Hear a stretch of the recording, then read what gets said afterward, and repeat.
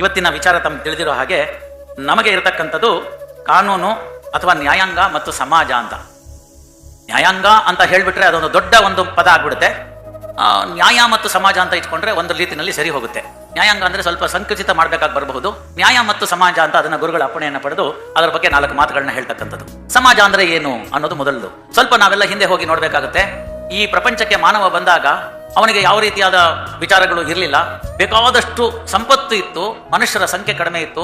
ಹಾಗಾಗಿ ಯಾವುದಕ್ಕೂ ಚಿಂತೆ ಇರಲಿಲ್ಲ, ನಾಳಿನ ಚಿಂತೆ ಇಲ್ಲ. ಚಿತಾ ಚಿಂತೆಯಶ್ಚೈವ ಅಂತ ಒಂದು ಸಂಸ್ಕೃತದ ಸುಭಾಷಿತ ಇದೆ. ಚಿತೆಗೂ ಒಂದು ಸಣ್ಣ ವ್ಯತ್ಯಾಸ ಅಷ್ಟೇ, ಒಂದು 0. ಆವಾಗ ಆ 0 ಬಂದ್ಬಿಡ್ತು ಅಂತಂದ್ರೆ ಚಿಂತೆಯಿಂದ ಚಿತೆಗೆ ಹೋಗ್ಬಿಡ್ತಾನೆ. ಹಾಗಾಗಿ ಮನುಷ್ಯ ಯಾವಾಗ ಸಮೃದ್ಧವಾಗಿರ್ತಕ್ಕಂಥದ್ದನ್ನ ಇಟ್ಕೊಂಡಿದ್ದ ಅವಾಗ ಚಿಂತೆ ಇರಲಿಲ್ಲ. ಯಾವಾಗ ಜನಗಳ ಸಂಖ್ಯೆ ಜಾಸ್ತಿ ಆಯಿತು, ಸಂಪತ್ತು ಕಡಿಮೆ ಆಗ್ತಾ ಬಂತು, ಆಗಾಗ ಕೆಲವು ತೊಂದರೆ ತಾಪತ್ರಯಗಳು ಉಂಟಾದು ಆದಿಮಾನವ ಕಾಲದಿಂದ ಮುಂದುವರ್ತಾ ಬಂತು. ಈ ನಮ್ಮ ದೇಶ ಏನಿದೆ ಭಾರತ ಭೂಮಿ ಅಂತ ಕಂಡ್ಕೊಂಡಿದೀವಿ, ಅದು ಇಡೀ ಪ್ರಪಂಚಕ್ಕೆ ಇವತ್ತು ನಾವು ಹೇಳ್ತಕ್ಕಂಥದ್ದಲ್ಲ ವಿಶ್ವಗುರು ಅಂತ ಅಂದಿನಿಂದಲೂ ಆಗಿತ್ತು. ಮಧ್ಯದಲ್ಲಿ ಅದನ್ನು ಕಳೆದೋಗಿತ್ತು. ಪುನಃ ಅದರೆಡೆಗೆ ನಾವು ಸಾಕ್ತಾ ಇದೀವಿ. ನಮ್ಮೆಲ್ಲರ ಶ್ರಮ, ನಾವು ಇಲ್ಲಿ ಈ ವೇದಿಕೆಯಿಂದ ಮಾತಾಡ್ತಕ್ಕಂಥದ್ದು, ಪುನಃ ಅದನ್ನು ಆಚರಿಸ್ತಕ್ಕಂಥದ್ರಿಂದ ವಿಶ್ವಗುರು ಆಗೋದ್ರಲ್ಲಿ ಸಂದೇಹವಿಲ್ಲ ಅಂತ ಹೇಳ್ತಾ, ವಿಶ್ವಕ್ಕೆ ಧರ್ಮವನ್ನ ಕೊಟ್ಟಂತ ಮೊದಲನೇ ದೇಶ ಯಾವ್ದಾದ್ರು ಇತ್ತು ಅಂತಂದ್ರೆ ಅದು ಭಾರತ ರಾಷ್ಟ್ರವಾಗಿತ್ತು. ಹಾಗಾದ್ರೆ ಧರ್ಮ ಅಂದ್ರೆ ಏನು ಅಂತ ಗುರುಗಳು ಹೇಳ್ತಾ ಇದ್ರು. ತಾವೆಲ್ಲ ಚಿಂತಕರು ತಿಳ್ಕೊಳ್ಳಿ. ಇವತ್ತು ಬೇಕಾದ್ರೆ ಈಗ ತಕ್ಷಣ ಗೂಗಲ್ಗೆ ಹಾಕಿ ನೀವು, ಧರ್ಮ ಅನ್ನೋ ಪದಕ್ಕೆ ಬೇರೆ ಯಾವ ಭಾಷೆಯಲ್ಲಿ ಕೂಡ ಸಮಾನಾಂತರ ಪದವಿಲ್ಲ. ಘಂಟಾಘೋಷವಾಗಿ ಹೇಳಬಲ್ಲೆ. ದೂರದ ಮಸ್ಕತ್ ಅಂತಕ್ಕಂಥ ರಾಷ್ಟ್ರದಲ್ಲಿ ಹೋಗಿ ಈ ಮಾತನ್ನ ಹೇಳಿದ್ದೀನಿ, ಹಲವು ಕಡೆಗಳಲ್ಲಿ ಹೇಳಿದ್ದೀನಿ. ನಮ್ಮ ಇಂಗ್ಲಿಷಿನ ತಾಪತ್ರಯ ಹೀಗೆ, ಧರ್ಮ ಅನ್ನೋದನ್ನ ನಾವು ಕೇಳ್ತು ಅಂದ್ರೆ ಅದು ರಿಲಿಜಿಯನ್ ಅಂತ ಟ್ರಾನ್ಸ್ಲೇಟ್ ಮಾಡ್ಬಿಡುತ್ತೆ. ರಿಲಿಜಿಯನ್ ಧರ್ಮ ಅಲ್ಲ. ಮೊದಲನೇದಾಗಿ ಇದನ್ನು ತಿಳ್ಕೋಬೇಕು. ಧರ್ಮ ಅಂತಂದ್ರೆ ಏನು ಅಂದ್ರೆ ಧಾರಯೇತಿಥಿ ಧರ್ಮ ಅಂತ. ಧಾರಯೇತಿಥಿ ಧರ್ಮ ಅಂತಂದ್ರೆ ಏನು ಅಂತಂದ್ರೆ, ಒಬ್ಬ ಮನುಷ್ಯ ಇನ್ನೊಬ್ಬ ಮನುಷ್ಯನನ್ನ ಮೊದಲನಾಗಿ ಕಾಣಬೇಕು. ಓದಿ ಬ್ರಾಹ್ಮಣನಾಗು, ಕಾದು ಕ್ಷತ್ರಿಯನಾಗು, ನಿನ್ನೊಲವಿನಂತಾಗು, ಏನಾದರೂ ಸರಿಯೇ ಮೊದಲು ಮಾನವನಾಗು ಅಂತ ಹೇಳಿದ್ರಲ್ಲ, ಅದು ಮಾನವ ಧರ್ಮ. ಕಳಬೇಡ, ಕೊಲಬೇಡ, ಶಿಶಿಯ ನುಡಿಯಲು ಬೇಡ, ಇದನ್ನ ಬಣ್ಣಿಸಬೇಡ, ಇದರ ಹಳೆಯಲು ಬೇಡ, ಇದೇ ಅಂತರಂಗ ಶುದ್ಧಿ, ಇದೇ ಬಹಿರಂಗ ಶುದ್ಧಿ ಅಂತ ಹೇಳಿದಂಥದ್ದು. ಇದನ್ನೆಲ್ಲ ಗಮನ ತೆಗೆದುಕೊಂಡಾಗ ನಮಗೆ ಬರ್ತಕ್ಕಂಥದ್ದು ಧರ್ಮ ಅಂದ್ರೆ ಏನು ಅಂತ. ಹಾಗಾದ್ರೆ ಏನ್ ಸರ್ ಧರ್ಮ ಅಂತ ಹೇಳಿದ್ರೆ, ನೀವು ಸ್ವಲ್ಪ ಮಹಾಭಾರತವನ್ನು ನೋಡಿದ್ರೆ ಧರ್ಮರಾಯನೇ ಅಂತ ಕರೆಸ್ಕೊಂಡಂತ ಯುಧಿಷ್ಠಿರನಿಗೆ ಭೀಷ್ಮ ಶರಶಯ್ಯನಲ್ಲಿ ಇರ್ತಕ್ಕಂಥ ಸಂದರ್ಭದಲ್ಲಿ ಆಗ ಕೃಷ್ಣ ಹೇಳ್ತಾನೆ, ನೋಡಪ್ಪ ನೀನೇನಾದ್ರು ಧರ್ಮದ ಬಗ್ಗೆ ತಿಳ್ಕೋಬೇಕಾದ್ರೆ ಭೀಷ್ಮ ಅಲ್ಲಿ ನೇನ್ ಸಾಯ್ತಾ ಇದ್ದಾನೆ, ಶರಶಯ್ಯನಲ್ಲಿದ್ದಾನೆ, ಇನ್ನೊಂದು 2-3 ದಿವಸಗಳಲ್ಲಿ ಅವನ ಇಚ್ಛಾಮರಣಿ, ಉತ್ತರಾಯಣ ಬಂದಿದೆ, ತೀರಿ ಹೋಗ್ಬಿಡ್ತಾನೆ, ಧರ್ಮದ ಬಗ್ಗೆ ಬೇಕಾದ್ರೆ ಕೇಳಿ ಹೋಗು ಅಂತ ಹೇಳಿ ಯುಧಿಷ್ಠಿರನನ್ನ ಕಳಿಸ್ತಾನೆ. ಯುಧಿಷ್ಠಿರ ಧರ್ಮರಾಯನ ಹತ್ರ ಹೋಗಿ ಕೇಳ್ತಾನೆ, ಹೀಗಾಗಿದೆಯಲ್ಲಪ್ಪ ಧರ್ಮ ಅಂದ್ರೆ ಏನು ಅಂತ. ಆಗ ಯುಧಿಷ್ಠಿರ ಹೇಳ್ತಾನೆ, ಧರ್ಮವನ್ನ ಈ ಪುಟ್ಟ ಬಾಯಿಂದ ಏನ್ ಹೇಳಪ್ಪ ಯುಧಿಷ್ಠಿರ ಅಂತ. ಭೀಷ್ಮನ ಕಥೆಯೇ ಹಾಗಾಗಿದ್ರೆ ನಿಮ್ಮ ಕಥೆ ಹಾಗಿರ್ಬೇಕು. ಹಾಗಾದ್ರೆ ಧರ್ಮ ಏನು ಸಾರ್ ಅಂತ ಕೇಳ್ತು ಅಂತಂದ್ರೆ, ಮೊಟ್ಟ ಮೊದಲನೇದಾಗಿ ನಮಗೆ ಸಿಗ್ತಕ್ಕಂಥದ್ದು ಜಾಯಮಾನೋ ಭವತಿ ತ್ರೈಋಣಾಹ ಅಂತ. ಏನು ಅಂತಂದ್ರೆ ಮನುಷ್ಯ ಹುಟ್ಟನೆ 3 ಸಾಲಗಳನ್ನ ಪಡ್ಕೊಂಡು ಹುಟ್ಟಾನೆ ಅಂತ. ಯಾವ್ಯಾವ ಸಾಲಗಳು ಅಂತಂದ್ರೆ ದೈವಋಣ ಅಂತ. ಯಾರ್ಯಾರು ದೇವರನ್ನ ನಂಬ್ತೀರಿ ಅವ್ರಿಗೆಲ್ಲರಿಗೂ ಕೂಡ ದೇವರು ಅಂತಂದ್ರೆ ನಮ್ಮ ಕಲ್ಪನೆ ಏನಿದೆ, ಒಂದು ವೆಂಕಟೇಶ್ವರನ ಮೂರ್ತಿಯೋ, ಗಣೇಶನ ಮೂರ್ತಿಯೋ, ಪಾರ್ವತಿ ಮೂರ್ತಿಯೋ, ದುರ್ಗಿ ಮೂರ್ತಿಯೋ, ಆಂಜನೇಯನ ಮೂರ್ತಿಯೋ, ಅದೆಲ್ಲ ದೇವರು ಅಂತಂದ್ರೆ. ನಮಗಿಂತ ಪವರ್ಫುಲ್ ಆಗಿರ್ತಕ್ಕಂಥ ಒಂದು ಸರ್ವಶಕ್ತನಿದ್ದಾನೆ, ಆ ಶಕ್ತನಿಗೋಸ್ಕರ, ಆ ಒಂದು ಸೂಪರ್ ಪವರ್ಗೋಸ್ಕರ ಅಂತಕ್ಕಂಥದ್ದನ್ನು ನನ್ನ ಭೂಮಿಗೆ ತಂದಂಥದಕ್ಕೆ ದೈವಋಣ ಅಂತ. ನನ್ನನ್ನು ಇಲ್ಲಿಗೆ ನಿಲ್ಲಿಸಿದಂಥವ್ರು, ನಿಮ್ಮನ್ನೆಲ್ಲ ಈ ಭೂಮಿಗೆ ತಂದಂಥವ್ರು, ಇಂಥವ್ರಿಗೆಲ್ಲರನ್ನು ತಂದಂಥವ್ರು ತಂದೆ ತಾಯಿಗಳು, ಅವರನ್ನ ಕಾಪಾಡ್ಕೊಳ್ಬೇಕಾದ, ಗೌರವಿಸಬೇಕಾಗಿರ್ತಕ್ಕಂಥದ್ದು. ಆದ್ರಿಂದ ಅದು ಪಿತೃಋಣ ಅಂತ ಕರೆದುಕೊಳ್ತು. ಏನ್ ಸರ್ ಪಿತೃ ಅಂತಿದೆ, ತಂದೆ ಮಾತ್ರ ಇದೆ ಅಂತಂದ್ರೆ, ಪಿತೃ ಅನ್ನೋದು ಸಂಸ್ಕೃತದಲ್ಲಿ ತಂದೆ ತಾಯಿ ಎರಡಕ್ಕೂ ಸೇರ್ತಕ್ಕಂಥ ಪದ. ಇನ್ನೊಂದು ಋಷಿ ಋಣ ಅಂತ. ನೋಡಿ, ನಮಗೆ ಬಂದಿದ್ದೇ ತಾಪತ್ರಯ ಅಲ್ಲಿ ಕನ್ನಡ ಗೊತ್ತಿಲ್ಲ, ಇಂಗ್ಲಿಷ್ ಗೊತ್ತಿಲ್ಲ, ಹಿಂದಿ ಗೊತ್ತಿಲ್ಲ, ಯಾವ ಭಾಷೆನೂ ಗೊತ್ತಿಲ್ಲ, ಸಂಸ್ಕೃತಿ ಗೊತ್ತಿಲ್ಲ, ಸಂಸ್ಕೃತ ಗೊತ್ತಿಲ್ಲ. ಹೀಗಿರ್ತಕ್ಕಂಥ ಸಂದರ್ಭದಲ್ಲಿ ಋಷಿ ಅಂತಂದ್ರೆ ನಮಗೆಲ್ಲ ಹೇಳ್ಕೊಟ್ಟಿದ್ದೇನು ಅಂತಂದ್ರೆ, ಚಂದಮಾಮದಲ್ಲಿ ಒಂದು ಋಷಿ ಅಂತಂದ್ರೆ ಒಂದು ಗಡ್ಡ ಬಿಟ್ಕೊಂಡಿರ್ತಕ್ಕಂಥವನು, ತಲೆಯೆಲ್ಲ ಜಟೆ ಇರ್ತಕ್ಕಂಥದ್ದು, ಒಂದು ಮರದ ಕೆಳಗಡೆ ಕೂತಿರ್ತಕ್ಕಂಥದ್ದು, ಒಂದು ದಂಡ ಕಮಂಡಲವನ್ನ ಇಟ್ಕೊಂಡು ಕಣ್ಮುಚ್ಕೊಂಡು ತಪಸ್ ಮಾಡ್ತಿರ್ತಕ್ಕಂಥವ್ರು ಅಂತ. ಇದು ಋಷಿ ಅನ್ನೋದಕ್ಕೆ ಸರಿಯಾದ ಪದ ಅಲ್ಲ, ಸರಿಯಾದ ಅರ್ಥ ಅಲ್ಲ, ಕಲ್ಪನೆ ಅಲ್ಲ. ನನ್ನ ಅಭಿಪ್ರಾಯದಲ್ಲಿ ಸಾಮಾಜಿಕ ಹಿತಕ್ಕಾಗಿ, ಸಮಾಜದ ಹಿತಕ್ಕಾಗಿ, ವೈಯಕ್ತಿಕವಾಗಿ ಏನನ್ನೋ ಕೇಳದೆ ಎಲ್ಲವನ್ನ ಸಮಾಜಕ್ಕೆ ಅರ್ಪಿಸಿದಂಥವ್ರು ಯಾರ್ಯಾರಿದ್ದಾರೋ ಅವರೆಲ್ಲ ಋಷಿಗಳು. ಚೆನ್ನ ಮಲ್ಲಿಕಾರ್ಜುನನ್ನ ಬಿಟ್ಟು ಇನ್ನೊಬ್ಬರನ್ನ ನಾನು ಅರಿಯೇ ಅಂತಕ್ಕಂಥ ಓಡಾಡಿದಂತಹ ಅಕ್ಕಮಹಾದೇವಿ ನನ್ನ ದೃಷ್ಟಿಯಲ್ಲಿ ಋಷಿ. ಅಣ್ಣ ಬಸವಣ್ಣ ನನ್ನ ದೃಷ್ಟಿಯಲ್ಲಿ ಋಷಿ. ಜೇಡರ ದಾಸಿಮಯ್ಯ ನನ್ನ ದೃಷ್ಟಿಯಲ್ಲಿ ಋಷಿ. ಪುರಂದರ ದಾಸ ನನ್ನ ದೃಷ್ಟಿಯಲ್ಲಿ ಋಷಿ. ಇತ್ತೀಚಿನ ದಿನಮಾನದಲ್ಲಿ ಹೇಳೋದಾಯ್ತು ಅಂತಂದ್ರೆ ಅಬ್ದುಲ್ ಕಲಾಂ ಒಬ್ಬ ಋಷಿ. ಯಾಕೆ ಅಂತ ಕೇಳಿ, ತಮಗಾಗಿ ಅಂತೇನು ಇಟ್ಕೊಳ್ಳಿಲ್ಲ. ತಾವು ರಾಷ್ಟ್ರಪತಿಗಳಾಗಿ ಬಂದಂತ ಸಂಬಳವನ್ನ ಸಮಾಜಕ್ಕೆ ಅರ್ಪಿಸಿದಂತ ವ್ಯಕ್ತಿ ಅಬ್ದುಲ್ ಕಲಾಂ ಆದ್ರು. 4ನೇ ತರಗತಿಯನ್ನ ಬಿಟ್ಲಿಕ್ಕೆ ಹೋಗಿದ್ರು, ಹಣ ಕೊಡ್ಲಿಕ್ಕೆ ಇರ್ಲಿಲ್ಲ ಅವ್ರ ಹತ್ರ ಮುಂದಿನ ಕ್ಲಾಸಿಗೆ ಸೇರ್ಲಿಕ್ಕೆ. ಅವರ ಸ್ನೇಹಿತರ ತಂದೆ ಯಾವುದೋ ದೇವಸ್ಥಾನದಲ್ಲಿ ಅರ್ಚಕರು, ಅಲ್ಲಿಗೆ ಆ ಊರಿನ ಕಲೆಕ್ಟರ್ ಬರ್ತಿರ್ತಾರೆ. ಆ ಹುಡುಗ ಹೇಳ್ತಾನೆ, ಕಲಾಂ ಸ್ಕೂಲ್ಗೆ ಬರ್ತಿಲ್ಲ, ನಾನು ಹೋಗೋದಿಲ್ಲ ಅಂತ. ಏನ್ ಮಾಡ್ಬೇಕಪ್ಪ ಈಗ ಅಂತ. ಮುಂದಿನ ಸತಿ ಕಲೆಕ್ಟರ್ ಬಂದಾಗ ಪೂಜೆಗೆ, ಮುಂದಿನ ವಾರ ಬಂದಾಗ ಅವ್ರಿಗೆ ಹೇಳಿ ಅವ್ರಿಗೆ ಫೀಸ್ ಮನ್ನಾ ಮಾಡಿಸು, ಅವಾಗ ನಾನು ಶಾಲೆಗೆ ಹೋಗ್ತೀನಿ ಅಂತ ಹೇಳ್ತಾನೆ. ಅವ್ರೇನೋ ಹೇಳ್ತಾರೆ ಹೆದರ್ಕೊಂಡು, ಬ್ರಿಟಿಷ್ ಅಧಿಕಾರಿ ಹೆದರ್ಕೊಂಡು ಹೇಳ್ತಾರೆ, ಅವ್ರು ಮನ್ನಾ ಮಾಡ್ತಾರೆ. ಅಬ್ದುಲ್ ಕಲಾಂ ಓದಕ್ಕಾಗುತ್ತೆ, ಮುಂದೆ ಆ ಸ್ಥಾನಕ್ಕೆ ಬರ್ತಾರೆ. ರಾಷ್ಟ್ರಪತಿಗಳಾದಾಗ ಕೃತಜ್ಞತೆಯನ್ನ ಮರೆಯೋದಿಲ್ಲ ಅವರು, ಕೃತಜ್ಞರಾಗೋದಿಲ್ಲ. ಕೃತಜ್ಞರಾಗಿ ಆ ವ್ಯಕ್ತಿ ಎಲ್ಲಿದ್ದಾರೆ, ನನಗೆ 4ನೇ ಕ್ಲಾಸ್ನಲ್ಲಿ ಸೇರಿಸ್ಕೊಂಡು ಓದಿಸ್ಲಿಕ್ಕೆ ಆಗುತ್ತೆ, ನನ್ನ ಸ್ನೇಹಿತ ಎಲ್ಲಿದ್ದಾನೆ ಅಂತ ಹುಡುಕೊಂಡು ರಾಷ್ಟ್ರಪತಿಗಳಾಗಿ ಅವನ ಮನೆಗೆ ಹೋಗಿ ಅವನನ್ನ ತಪ್ಪಿಕೊಂಡು, ನಿನ್ನಿಂದ ನಾನು ಇವತ್ತು ಈ ಸ್ಥಾನಕ್ಕೆ ಬಂದಿದ್ದೀನಿ ಅಂತ ಹೇಳ್ತಾರಲ್ಲ, ಇದು ಋಷಿ ಗುಣ. ಇಂಥ ಋಷಿಯ ಋಣವನ್ನ ತೀರಿಸಬೇಕಾದ ನಿಮ್ಮ ಕರ್ತವ್ಯ. ಯಾಕೆ ಅಂತಂದ್ರೆ ನಾವು ಕೊಡ್ತಕ್ಕಂಥ ಹಣ ಅಂತವ್ರನ್ನ ಕಾಪಾಡಬೇಕು, ಸಮಾಜ ಅಂತವ್ರನ್ನ ರಕ್ಷಿಸಬೇಕು. ಇಷ್ಟೆಲ್ಲ ಹೇಳಿದ್ನಲ್ಲ, ತಮಗಾಗಿ ಏನನ್ನು ಪಡ್ಕೊಳ್ಳದಲ್ನೇ ಇಷ್ಟೆಲ್ಲ ದೊಡ್ಡ ಉತ್ಸವವನ್ನ ಮಾಡ್ತಿದ್ದಾರಲ್ಲ, ಇಲ್ಲಿ ನಮಗೆ ಋಷಿ ಕಾಣೋದಿಲ್ವಾ? ಸಮಾಜದ ಸಾಧು ಸಂತರಲ್ಲಿ ನಮಗೆ ಋಷಿ ಕಾಣೋದಿಲ್ವಾ? ದೀನ ದಲಿತರಿಗಾಗಿ ಕಷ್ಟಪಡ್ತಿರ್ತಕ್ಕಂಥ ಮಠ ಮಾನ್ಯಗಳು ನಮಗೆ ಋಷಿ ರೂಪದಲ್ಲಿ ಕಾಣೋದಿಲ್ವಾ? ಹಾಗಾಗಿ ಜಾಯಮಾನೋ ಭವತಿ ತ್ರೈಋಣ ಅಂತ ಹೇಳಿದಂತ ಸಂದರ್ಭದಲ್ಲಿ ಮೊದಲು ದೈವಕ್ಕೆ ಒಂದು ನಮನ, ನಂತರ ನನ್ನ ತಂದೆ ತಾಯಿಗಳಿಗೆ ಒಂದು ನಮನ. ತಾಯಿ ತಂದೆಯ ಸೇವೆಯ ಯೋಗ ಬರಬಾರದೆ ಈ ಬಾಳಿನಲ್ಲಿ ಬೇಗ ಅಂತ. ನನಗಿಂತ ಯಾರು 5-6 ವರ್ಷ 8-10 ವರ್ಷ ಇದ್ರೆ ಅವ್ರು ಈ ಹಾಡನ್ನ ಕೇಳಿ ಬೆಳೆದಿರ್ತಾರೆ. ಇವತ್ತು ಯಾವ ಸ್ಥಿತಿಗೆ ಬಂದಿದೆ ನೀವು ಸ್ವಲ್ಪ ನೋಡಿ, ಸ್ವಲ್ಪ ಕಾಗುಣಿತ ವ್ಯತ್ಯಾಸ ಆಗೋಗಿದೆ. ತಾಯಿ ತಂದೆಯ ಸೇವೆ ಬಿಟ್ಬಿಟ್ಟು ಸಾಯುವ ಯೋಗ ಬರಬಾರದೆ ಈ ಬಾಳಿನಲ್ಲಿ ಬೇಗ ಅಂತ. ಯಾಕೆಂದ್ರೆ 20 ಎಕರೆ ನನ್ನ ಹೆಸರು ಬರುತ್ತೆ ಅಂತ. ಎಲ್ಲಿಗೆ ಬಂದು ತಲುಪಿಡ್ತು ಸಮಾಜ. ಹಾಗಾಗಿ ತಂದೆ ತಾಯಿಗಳ ಋಣ, ಋಷಿ ಋಣ. 4ನೇ ಋಣ ಇದೆ ಸ್ನೇಹಿತರೆ, ದಯಮಾಡಿ ಇದನ್ನ ಮನಸ್ಸಿನಲ್ಲಿ ಇಟ್ಕೊಳ್ಳಿ. ಈ 4ನೇ ಋಣವನ್ನ ನಾವೆಲ್ಲರೂ ಕೂಡ ಇಟ್ಕೊಳ್ಬೇಕು. ಅದ್ಯಾವುದು ಅಂತಂದ್ರೆ, ಈ ಒಂದು ಕರ್ಮಭೂಮಿ ಅಂತೇನಿದೆ, ನಮ್ಮ ಭಾರತ ದೇಶ ಅಂತೇನಿದೆ, ಇಷ್ಟು ದೊಡ್ಡ ಜನಸಂಖ್ಯೆ ಅಂತೇನಿದೆ, ಅಷ್ಟರಲ್ಲಿ ಯಾರಿಗೂ ಕೂಡ ಶಿವ ಯಾವನನ್ನು ಕಡಿಮೆ ಮಾಡಲಿಲ್ವಲ್ಲ, ಅಂತ ರಾಷ್ಟ್ರ ಋಣ ಅಂತ ರಾಷ್ಟ್ರಕ್ಕೆ ನಾವು ಋಣಿಗಳಾಗಿರ್ಬೇಕು. ಹಾಗಾಗಿ ರಾಷ್ಟ್ರ ಋಣ 4ನೇ ಭಾಗ ಧರ್ಮದ್ದು.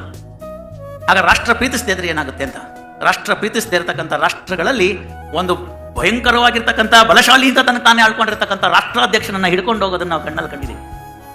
ಹೋದ 1 ತಿಂಗಳಿನಲ್ಲಿ ನೀವು ನೋಡಿದಿರಿ, ಇನ್ನೊಂದು ಬಲಿಷ್ಠವಾಗಿರ್ತಕ್ಕಂಥ ಸೇನೆಯವರು ಬಂದು ಒಬ್ಬ ರಾಷ್ಟ್ರಾಧ್ಯಕ್ಷನನ್ನೇ ಹಿಡ್ಕೊಂಡು ಹೊಟ್ಟೋಗ್ಬಿಟ್ರು. ಸ್ವಲ್ಪ ಯೋಚನೆ ಮಾಡಿ, ಮಹಾಭಾರತದ ಭಾಗನ 16,000 ಜನನ್ನ ಬಿಡಿಸಿದಾಗ, ಆ ರಾಜರುಗಳನ್ನೆಲ್ಲ ಬಿಡಿಸಿದಾಗ ಹಾಗೆ ರೀತಿ ರಾಕ್ಷಸರು ಇಟ್ಕೊಂಡು ಹೋಗಿದ್ರು ಅಂತ. ಆ ರಾಕ್ಷಸ ಗುಣವನ್ನ ತಗಲಿಸಬೇಕಾದ್ರೆ ಪ್ರಜೆಗಳು ಕೂಡ ನಿರ್ಜೀವರಾಗಿದ್ದು ನಿರ್ಲಜ್ಜರಾಗಿದ್ರು ಅಂತ ಅನ್ಸಲ್ವಾ ನಿಮ್ಗೆ?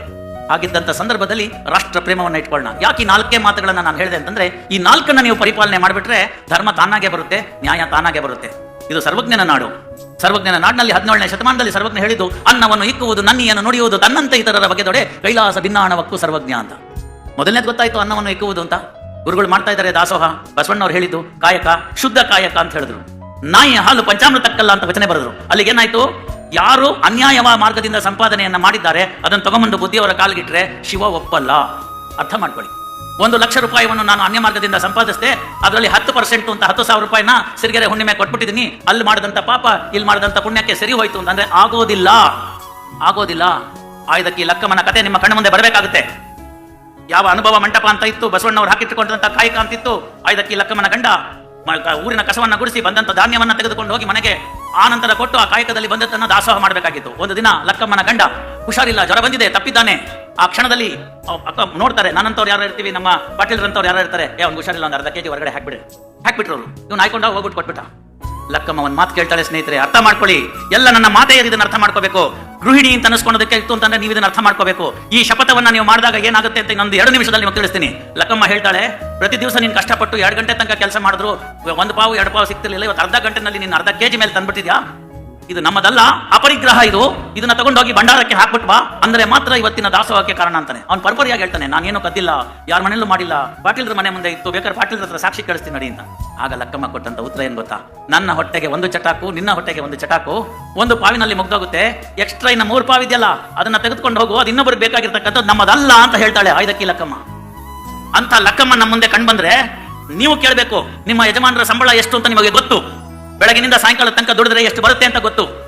ಎಲ್ಲದಕ್ಕಿಂತ ಮುಖ್ಯವಾಗಿ ನೀವು ಸ್ಯಾಲರಿ ಸ್ಲಿಪ್ ನೋಡೇ ಇರ್ತೀರಿ. ಇವತ್ತು ನಾನು ನಿಮ್ಮ ಮನೆಗೆ ಒಂದು ಹೊಸ ಫ್ಲಾಟ್ ಟಿವಿನೋ, ಸ್ಮಾರ್ಟ್ ಟಿವಿನೋ, ಇಲ್ಲ ಮರ್ಸಿಡೀಸ್ ಬೆಂಜೋ ಇನ್ಯಾವುದಾದ್ರು ದೊಡ್ಡ ಕಾರ್ ತೆಗೆದುಕೊಂಡು ಬಂದ್ಬಿಟ್ಟೆ ಅಂತಂದ್ರೆ ಮನೆ ಹೆಣ್ಣುಮಗಳು ಏನಿರ್ತಾರೆ, ಮನೆ ಮಕ್ಕಳು ಏನಿರ್ತಾರೆ, ಅವರು ನಿಂತು ಕೇಳಿ ಎಲ್ಲಿಂದ ಬಂತು ಈ ದುಡ್ಡು ಅಂತ.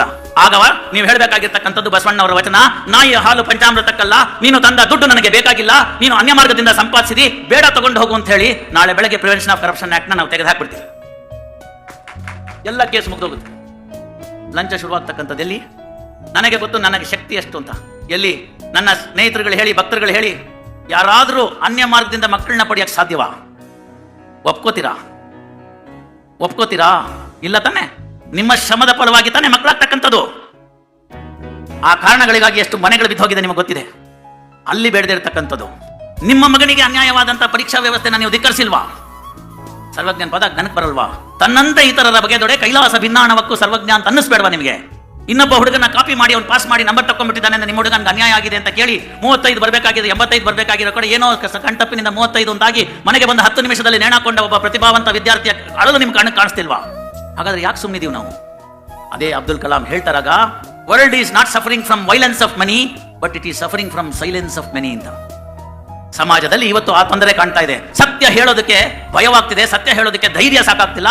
ಸತ್ಯವನ್ನ ಹೇಳಬೇಕಾದ್ರೆ ನೀವು ಸತ್ಯವಂತರಾಗಿರಬೇಕು ಅಂತಕ್ಕಂಥ ವಿಚಾರ ಇದೆ. ದಾಸರು ಇದನ್ನು ಕಂಡಂತವ್ರು ಹೇಳ್ತಾರೆ, ಸತ್ಯವಂತರಿಗೆ ಇದು ಕಾಲವಲ್ಲ ಅಂತ. ಯಾರು ಸೃಷ್ಟಿಸ್ಕೊಂಡಿರ್ತಕ್ಕಂಥದ್ದು ಕಾಲ? ನಾವೇ ಸೃಷ್ಟಿಸ್ಕೊಂಡಿರ್ತಕ್ಕಂಥದ್ದು ಕಾಲ. ಅದನ್ನ ಸರ್ವಜ್ಞ ಹೇಳ್ದ. ಮೊದಲನೇದು ಹಸಿದವರಿಗೆ ಅನ್ನ ಕೊಡಬೇಕು ಅಂತ. ಅನ್ನವನ್ನ ಕೊಟ್ಟ ಮೇಲೆ ಏನಾಗಬೇಕು? ನನ್ನಿಯನ್ನು ನುಡಿಯುವುದು ಅಂತಂದ್ರು. ಬಹಳ ವರ್ಷಗಳ ಕೆಳಗೆ ಇದು ಇಲ್ಲಿ ಪ್ರಚಲಿತವಾಗಿರ್ತಕ್ಕಂಥ ಈ ಭಾಗದಲ್ಲಿ ಪದ. ಇವತ್ತು ಕೇಳಿದ್ರೆ ಗೂಗಲ್ಗೆ ಹಾಕ್ತಿವಿ, ಗೂಗಲ್ಗೂ ಗೊತ್ತಿಲ್ಲ ಅದು, ಯಾಕಂದ್ರೆ ನಾವು ಫೀಡ್ ಮಾಡಿಲ್ಲ. ನನ್ನಿ ಅಂದ್ರೆ ಇನ್ನೇನು ಅಲ್ಲ, ಸತ್ಯವನ್ನ ಹೇಳ್ತಕ್ಕಂಥದ್ದು ಅಂತ. ಎಷ್ಟು ಚೆನ್ನಾಗಿ ಹೇಳ್ಬಿಟ್ಟಿದೆ ನೋಡಿ. ಹಾಗೆ ಆ ತಳಹದಿಯಲ್ಲಿ, ಧರ್ಮದ ತಳಹದಿಯಲ್ಲಿ ರೂಪಿತವಾಗಿರ್ತಕ್ಕಂಥದ್ದು ಕಾನೂನು. ನಮ್ಮ ದೇಶದಲ್ಲಿ ಉತ್ತಮವಾಗಿರ್ತಕ್ಕಂಥ ಕಾನೂನು ವ್ಯವಸ್ಥೆ ಇತ್ತು. ಹಲವಾರು ದಾಳಿಗಳಿಗೆ ಈ ದೇಶ ಸುತ್ತಾಯಿತು, ಹಲವಾರು ಸಂಸ್ಕೃತಿಗಳ ಮಿಶ್ರಣವಾಯಿತು, ಅದು ಈ ಭಾಗದಲ್ಲಿ ಸೇರಿ ಹೋಯಿತು. ಆದರೂ ಕೂಡ ನಮ್ಗೆ ಯಾವುದೂ ತೊಂದರೆ ಇರಲಿಲ್ಲ. ನಾವು ನಮ್ಮಷ್ಟಕ್ಕೆ ನಾವು ಚೆನ್ನಾಗೇ ಇದ್ವು. ಯಾವಾಗ ಮೆಣಸನ್ನ ಮಾರಿಸ್ಕೊಳ್ಳಕ್ಕೆ, ಕೊಂಡ್ಕೊಳ್ಳಕ್ಕೆ ಅಂತ ಬಂದಂತ ಬ್ರಿಟಿಷರು ಅವರ ಕಾನೂನನ್ನ ನಮ್ಮ ಮೇಲೆ ಹೇರಿದ್ರು, ಬಲವಂತವಾಗಿ ಹೇರಿದ್ರು, ಬಂದೂಕಿನ ನಳಿಕೆಯಲ್ಲಿ ಇಟ್ಟು ಹೇರಿದ್ರು. ಅವತ್ತಿನ ದಿವಸ ನಮ್ಮ ದೇಶದ ನಿಜವಾದ ಧರ್ಮ ಸತ್ತೋಯ್ತು. 3,000 ಜನ ಅಷ್ಟೇ ಬ್ರಿಟಿಷ್ ಇದ್ದಿದ್ದು. ಆಗನೂ ಕೂಡ ಭಾರತದ ಜನಸಂಖ್ಯೆ ಸಾಧಾರಣ 20 ಕೋಟಿ ಇತ್ತು.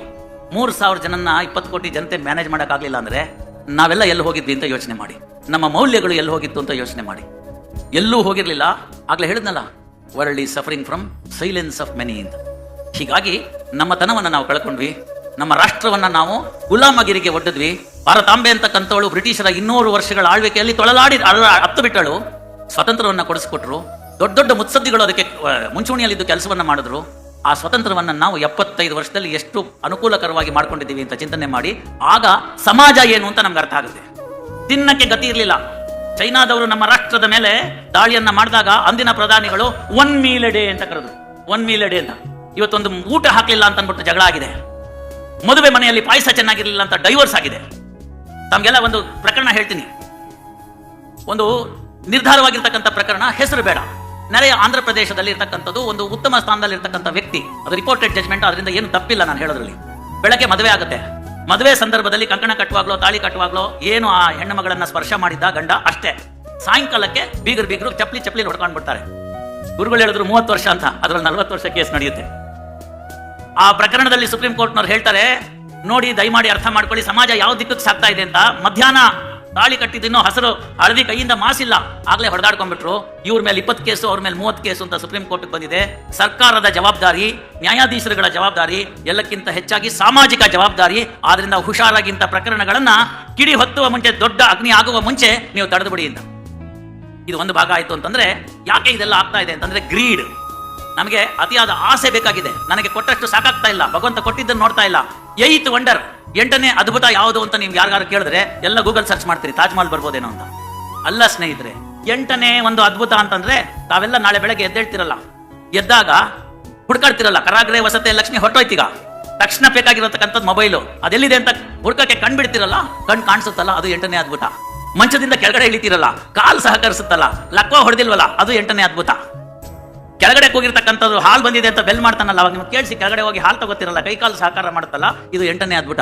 ಯಾಕೆ ಅಂತಂದ್ರೆ ಭಗವಂತ ಕೊಟ್ಟಿರ್ತಕ್ಕಂಥ ಎಲ್ಲ ಅಂಗಾಂಗಗಳು ಚೆನ್ನಾಗಿದೆ ಅನ್ನೋದೇ 8ನೇ ಅದ್ಭುತ. ಇದನ್ನ ಅರ್ಥ ಮಾಡ್ಕೊಳ್ಳಿ. ಸಮಾಜ ಇದನ್ನ ಯಾವತ್ತು ಅರ್ಥ ಮಾಡ್ಕೊಳ್ಳುತ್ತೆ, ಅವತ್ತು ಸಮಾಜದಲ್ಲಿ ಹಸಿವು ಇರೋದಿಲ್ಲ. ನನ್ನ ಹಸಿವು ಪಕ್ಕದವನ ಹಸಿವು, ನನಗೆ ಆದಂತದ್ದು ನೋವು ಪಕ್ಕದವನಿಗೆ ಆದಂತ ನೋವು ಅನ್ನೋದು ಯಾವತ್ತು ಮನುಷ್ಯನಿಗೆ ಬರುತ್ತೆ, ಅವತ್ತಿನ ದಿವಸ ಇನ್ನೊಬ್ಬನಿಗೆ ನೋವನ್ನ ಉಂಟು ಮಾಡೋದಿಲ್ಲ. ಇನ್ನೊಬ್ಬರಿಗೆ ಬೇಕಾಗಿರ್ತಕ್ಕಂಥದ್ದನ್ನು ತಗೋದಿಲ್ಲ ಅಂತಂದ್ರೆ ಅದು ಅಪರಿಗ್ರಹ ಅಂತ ಆಗುತ್ತೆ. ಅದು ಧರ್ಮದ ಭಾಗ ಆಯ್ತು. ಇವೆಲ್ಲವನ್ನು ಎಲ್ಲಿ ಕಾಣ್ತೀವಿ ಸರ್ ನಾವು ಅಂತಂದ್ರೆ, ಇದನ್ನೆಲ್ಲನೂ ಕೂಡ ಮುತ್ಸದ್ದಿಗಳು ಸೇರಿದ್ರು. ಯಾವ ನಮ್ಮ ರಾಷ್ಟ್ರಕ್ಕೆ ಸ್ವಾತಂತ್ರ್ಯ ಬಂತು, ಆಗ ನಮ್ಮನ್ನ ಆಳ್ವಿಕೆ ಮಾಡ್ತಿರ್ತಕ್ಕಂಥ ಗೌರ್ಮೆಂಟ್ ಆಫ್ ಇಂಡಿಯಾ ಆಕ್ಟ್ ಅಂತ ಏನಿತ್ತು, ಅದು ಮುಗಿದೋಗಿತ್ತು 37ನೇ ಇಸ್ವಿನಲ್ಲಿ. ನಮಗಾಗಿ, ನಮ್ಮ ದೇಶಕ್ಕಾಗಿ ಒಂದು ಕಾನೂನು ಬೇಕಾಗಿತ್ತು.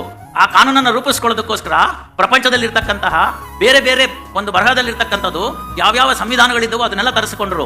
ಅದರ ಜೊತೆಗೆ ನಮ್ಮ ದೇಶದ ಉದ್ದಗಲಕ್ಕೆ ಇರ್ತಕ್ಕಂಥ ಮುತ್ಸದ್ದಿಗಳನ್ನ ಸೇರಿಸಿಕೊಂಡ್ರು. ಸಮಾಜ ಸೇವಕರಿದ್ರು, ಕಲೆಗಳಲ್ಲಿ ಶ್ರೇಷ್ಠತೆಯನ್ನು ಹೊಂದಿರತಕ್ಕಂಥವ್ರು ಇದ್ರು, ಸಮಾಜದಲ್ಲಿರ್ತಕ್ಕಂಥ ವಿಜ್ಞಾನಿಗಳಿದ್ರು, ವೈದ್ಯರಿದ್ರು, ಹೆಣ್ಣು ಮಕ್ಕಳುಗಳು ಇದ್ರು.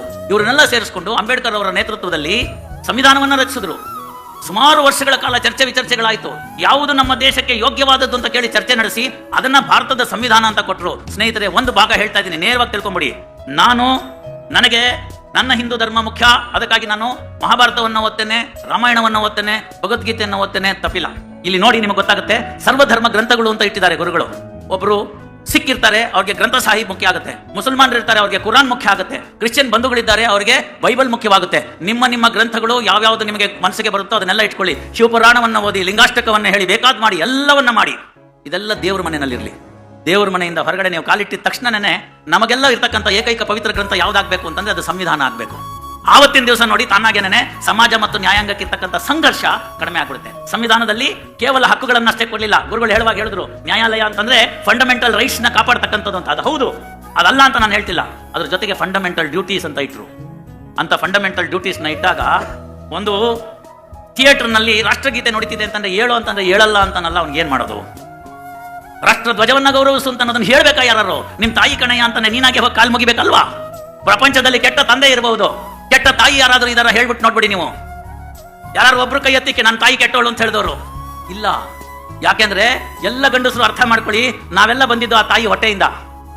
ಹಾಗಾಗಿ ತಾಯಿಗೆ ಏನು ಸ್ಥಾನವನ್ನ ಕೊಟ್ಟಿದ್ದೀವಿ ಅದೇ ಸ್ಥಾನವನ್ನ ನನ್ನ ದೇಶಕ್ಕೆ ಕೊಡಬೇಕು, ಭಾರತಾಂಬೆ ಕೊಡಬೇಕು.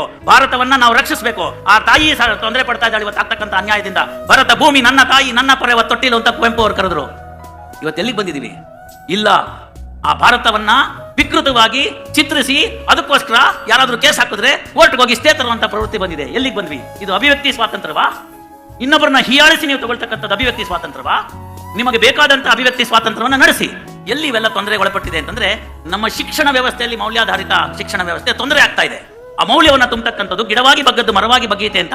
ಒಂದು ಟೊಮೆಟೊ ಗಿಡವನ್ನ ಹಾಕಿ ಕೋಲಾರದ ಕಡೆ ಹೋಗಿ ನೋಡ್ಕೊಂಬನ್ನಿ.